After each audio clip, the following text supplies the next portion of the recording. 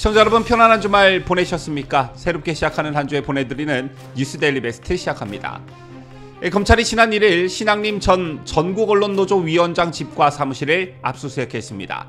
신 씨가 받고 있는 혐의를 요약하자면 김만배와 허위 내용으로 인터뷰하고 이 내용을 대선 국면이었던 지난해 3월 자신이 전문위원으로 있는 뉴스타파를 통해 보도하게 한 혐의를 받고 있고요. 또한 인터뷰를 마치고 김만배로부터 1억 6천만 원의 돈을 받았다고 합니다. 자, 이게 압수수색 당시 나왔던 보도 내용이었는데요. 그런데 지난 주말을 거치면서 여러 가지 보도들이 쏟아져 나왔고 각각의 퍼즐을 맞춰봤더니 이재명 당선이라는 어떤 큰 그림 하에 진행된 조작선동이었다는 게 만천하에 드러났습니다. 특히 이번 사건을 면밀하게 관찰해 보면 이재명이 당선을 원하는 김만배를 필두로 언론노조 위원장 출신 신앙림 그리고 일부 좌파 언론과 민주당까지 각 부분이 서로 밀접한 관련을 맺으며 전체를 이루고 있다는 점을 쉽게 알 수 있습니다. 바로 이 점이 향후 검찰이 반드시 수사해야 할 부분이라고 생각하는데요. 다시 말해 김만배 신앙림 선에서 끝날 일이 절대 아니라는 겁니다. 특히 대통령을 뽑는 대선에서 이런 일이 일어났고 자칫 잘못하면 대선 판도가 바뀔 수도 있었다는 점에서 그 문제의 심각성이 있다, 이렇게 볼 수 있는 것이고요.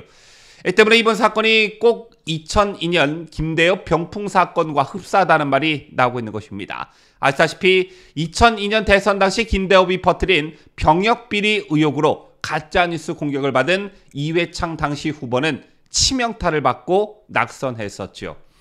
자, 어쨌든 아까 제가 각각의 퍼즐을 맞춰봤더니 이재명 당선이라는 큰 그림하에 진행된 조작선동이었다는 게 만천하에 드러났다는 말씀을 드렸는데요.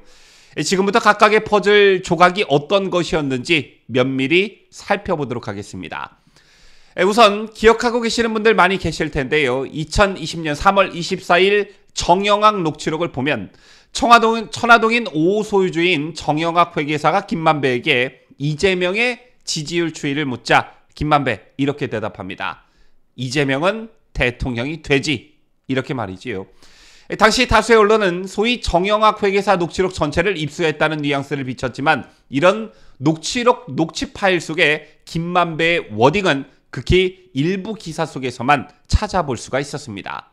자, 그리고 그로부터 7개월 후인 10월 26일에도 김만배는 정 회계사가 요즘 이 지사가 여론조사도 라고 묻자 아니 그런데 내 입장에서는 미스터 리가 이게 돼 라고 답하는데요. 문맥을 따져보면 이재명 경기지사의 지지율이 답보 상태이거나 침체 국면인데 대통령이 될 수 있겠냐라는 취지로 정영학이 물은 것이고 이에 김만배는 미스터 리, 즉 이재명이 대통령이 된다고 자신했던 것입니다. 또한 이날 녹취록에는 내가 가진 카드면 윤석열은 죽어란 김만배의 발언도 있었는데 어찌된 일인지 이 부분을 보도하는 언론도 정말 극소수였습니다. 그만큼 지난 대선 기간 기울어진 언론 환경 속에서 선거를 치렀다, 이렇게 보시면 되는데요. 여기서 우리가 주목할 것은 당시 김만배의 이재명에 대한 어떤 인식과 윤석열 검찰총장에 대한 인식이 사뭇 달랐다는 점입니다. 자, 물론 대장동 사건과 관련해 이재명의 당선을 원했던 김만배 입장에서는 이재명의 당선을 예측하는 게 당연했겠지만 그 저변엔 윤석열 검찰총장을 우습게 본 측면도 있었다는 것인데요. 이재명은 대통령이 되지, 내가 가진 카드면 윤석열은 죽어라는 김만배의 발언과 관련해 남욱 변호사는 한 언론과 가진 단독 인터뷰에서 이렇게 말한 적이 있습니다. 뻥카입니다. 원래 김만배는 윤석열 대통령과 하나도 안 친했습니다. 김 씨가 윤 대통령을 우습게 생각했거든요.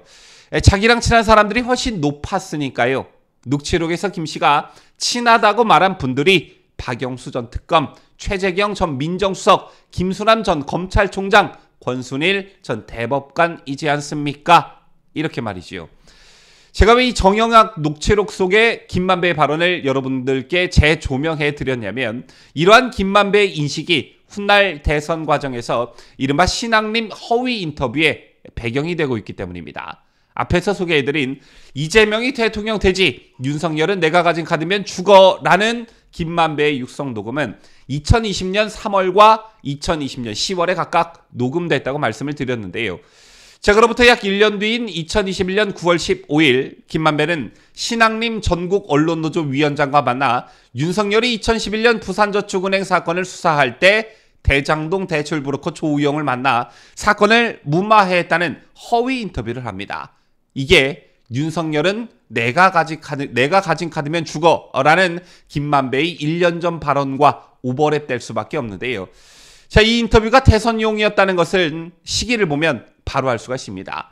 김만배가 신앙님을 만나 허위 인터뷰를 하는 시점은 2021년 9월 15일이었는데 민주당과 이재명 후보는 김만배 인터뷰 다음 달인 2021년 10월부터 대장동 몸통은 윤석열이라는 식의 주장을 펼쳤고 시당님이 자문위원으로 있는 뉴스타파는 대선 사흘 전인 2022년 3월 6일 그 녹취록 파일 편집본과 내용을 공개했습니다.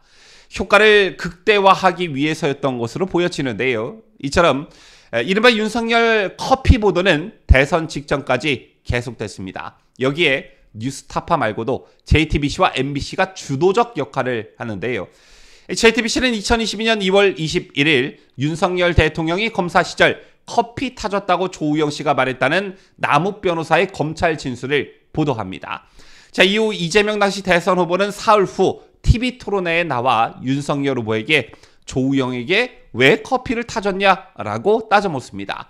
또 JTBC는 그해 2월 28일에도 같은 내용의 보도를 했는데요. 이게 의도성 있는 보도라는 것입니다. 왜냐하면 JTBC가 보도한 남욱의 진술은 남욱 변호사가 2021년 11월에 했던 초기 진술이었습니다. 그러나 그 뒤에 당사자인 대출 브로커 조우영 씨가 사실을 부인하고 남욱 변호사가 12월 조 씨와 대질 조사에서 조 씨에게 듣지 않아 착각한 것이라고 말해 별 의미가 없는 그런 진술에 불과했던 것입니다. 남욱이 윤석열 커피 내용을 알고 있었던 것은 김만배가 알리바이를 조작하기 위해 이 내용을 남욱에게 말했기 때문이었는데요. 잠시 이 부분도 짚고 넘어가 보도록 하겠습니다. 남욱 변호사는 2021년 9월 19일 미국으로 출국했습니다. 남 변호사가 미국에 있을 때 김만배가 전화를 걸어 뜬금없이 이렇게 물었다고 합니다. 그때 조우영 커피 타준 게 윤석열 맞지? 이렇게 묻자 당시 대장동 주범으로 몰려 경황이 없었던 남 변호사는 별 생각 없이 네, 그렇게 말씀하셨던 것 같습니다. 라고 답했습니다. 자, 그런데 시간이 흘러 남 변호사는 그때의 김만배와의 통화와 관련해 이렇게 말을 합니다. 김만배가 조우영 수사에 도움을 줬다고 주장한 터라 그의 말이 맞을 것으로 생각했습니다. 김만배가 제 답을 듣더니 그래 그럼 됐어 라고 하고 끊더군요. 귀국 후 검찰에서 묻기에 과거 김만배한테 들은 대로 답했는데 이게 언론에 보도된 후 난리가 나더군요. 저 어떻습니까? 김만배의 치밀한 알리바이 조작이 맞죠. 남 변호사가 김만배 씨와 소위 윤석열 커피 관련 대화를 나눈 통화를 한 것은 남 변호사가 미국으로 출국한 2021년 9월 19일 이후일 것입니다. 그리고 김만배와 신앙님의 녹취는 2021년 9월 15일 녹음됐습니다. 총합하자면 김만배가 신앙님을 만나 윤석열 대통령에 대한 대화를 나누고 난 며칠 뒤에 김만배는 남욱 변호사에게 전화를 걸어 조우영에게 커피를 타준 인물이 윤석열이란 답이 나올 수밖에 없는 유도신문을 했고 자신이 원하는 답을 남욱으로부터 이끌어냈습니다. 그리고 이를 뉴스타파를 비롯한 일부 언론이 윤석열 커피 보도의 신빙성을 뒷받침하는 것 마냥 적극 활용한 것입니다. 검찰이 민주당으로부터 불법 대선 조작이란 비판을 받을 수도 있는 현 상황에서 김만배와 신앙림 씨의 허위 인터뷰 의혹 실체에 접근할 수 있었던 데에는 조우영 씨와 남욱 변호사의 증언이 결정적이었던 것으로 알려졌는데요. 당사자인 조우영 씨는 2021년 11월 나는 윤석열 검사가 아닌 박모 검사를 만났다며 이른바 윤석열 커피 가짜뉴스를 부인했다고 합니다. 그리고 앞서도 잠깐 언급해드렸지만 남욱 변호사도 그해 11월 그런 얘기를 김만배 씨로부터 들었다라고 진술했다가 조 씨로부터 직접 들은 얘기가 아니라 착각한 것이라며 한 발 뺐습니다. 이게 2021년 11월이었으니까 그 이후로는 이런 논란이 일면 안 됐었는데 민주당은 대선 투표일 직전까지 윤석열 커피 주장을 계속 확대 재생산했고, 당시 친민주당 언론들은 대장동 관계자 또는 검찰발 기사로 이를 확산하면서 결과적으로 민주당 선동을 뒷받침했습니다. 또 당시 문재인 검찰은 조우영 씨 수사 등을 통해 허위임을 확인했으면서도 이를 사실상 방치해 가짜뉴스를 묵인 조장했습니다. 여기에 JTBC와 MBC의 보도 행태가 도마에 오르고 있는 것인데요.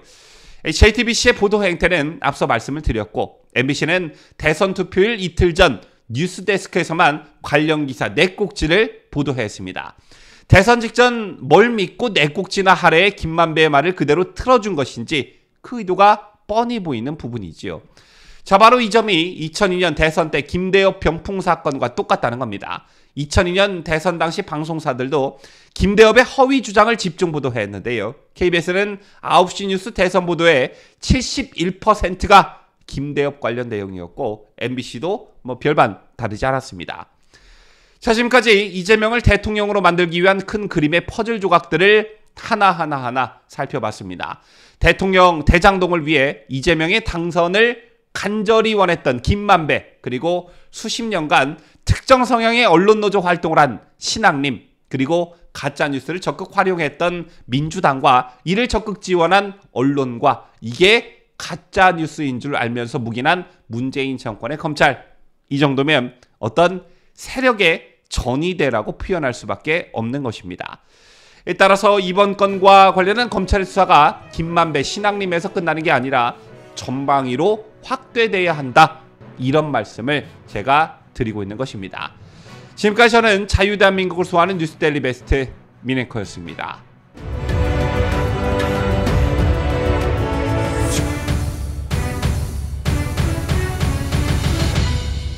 함께해요. 뉴스데일리 베스트.